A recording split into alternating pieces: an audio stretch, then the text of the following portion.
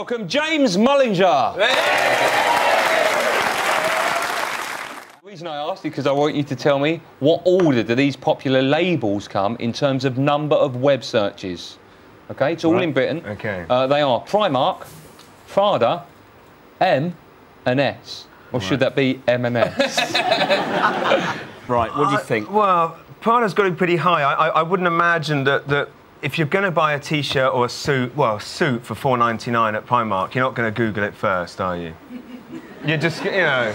Or would you have access to? Would you have access to the library, prison, you know? So I'm not dissing Primark customers, but obviously. Rufus's team, this is your word. Micro-weighting. Robin and James, please do the honours. It's very simple, really. It's people who frequently work in pretty kind of dodgy restaurants. You know, the kind of restaurants where you sometimes will go out and, you know, take one of your lady friends for, this is the best gruel in town, I can tell you. Sometimes there's lumpy bits. I've seen you there. And basically what it is so the waitress can make more money. She deliberately wears a shorter skirt. So it's called like a micro skirt, basically. It's micro-weighting. It's that thing that means that, you know, stag nights will go, oh, she must really love me because she smiled at me, not because it's her job, you imbecile.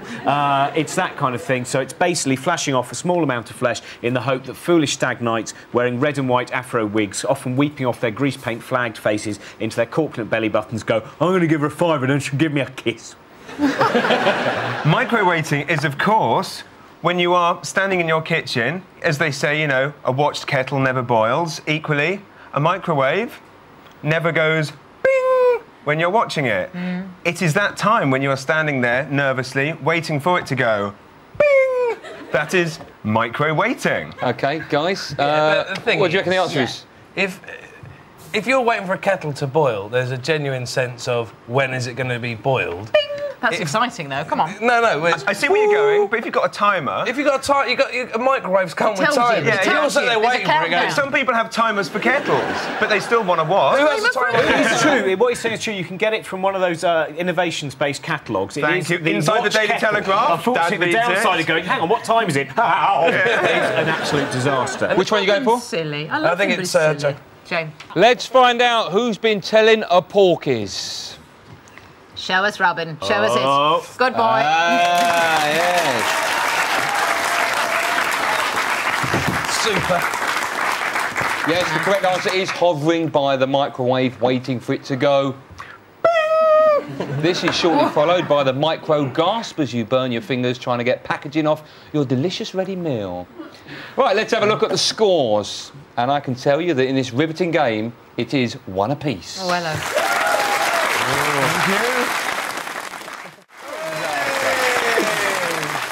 Time now for our final round, our survey said.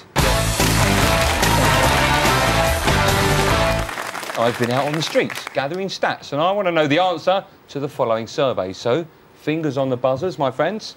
First question. 80% of us believe that what make a positive contribution to our lives? Jimmy? Crack and heroin. 1 in 5 Brits would like to do more what in their home? Swinging. My thanks to Robin Ince and to James Mullinger, to Rufus Hound and to Sue Perkins. If you're playing at home, this is what your final grid should look like.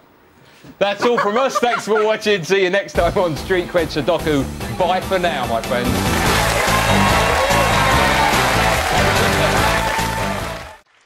Thank you all very much. It's very nice to be here, obviously.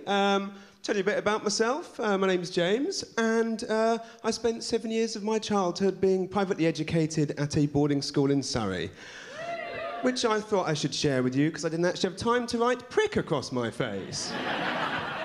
But, you know, despite what you may have heard, boarding schools, they're exactly the same as other schools, you know. We were all thrown in a bath of piss, weren't we?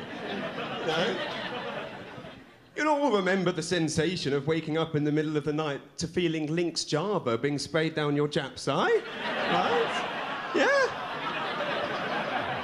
We've all been there. And everyone remembers being bundled into an older boy's room, forced to touch his penis, and then beaten shitless for being a gayer. We've all been there. Any Canadians in tonight? No? Oh yeah, we got one at the back there. Any Americans? No, of course not, because I haven't got any fucking passports, have they? The only piece of happiness that I've ever actually had in my life was in 1997. I was driving my white Fiat Uno through a tunnel in Paris and got in a race with a Mercedes. Wonderful! Won the race. We're at the other end, cunt never showed up. Must have shat himself. Pussy. It's political correctness gone mad.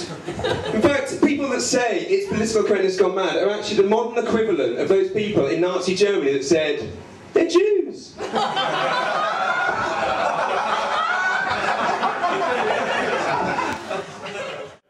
Terrible. Everyone in North America is, of course, talking about the birth of Tom Cruise and Katie Holmes' child. I don't know if you heard, because of his Scientology beliefs, he forced Katie Holmes to have a silent birth. 6 hours of labour, not allowed to utter a squeak. What a cunt! Right.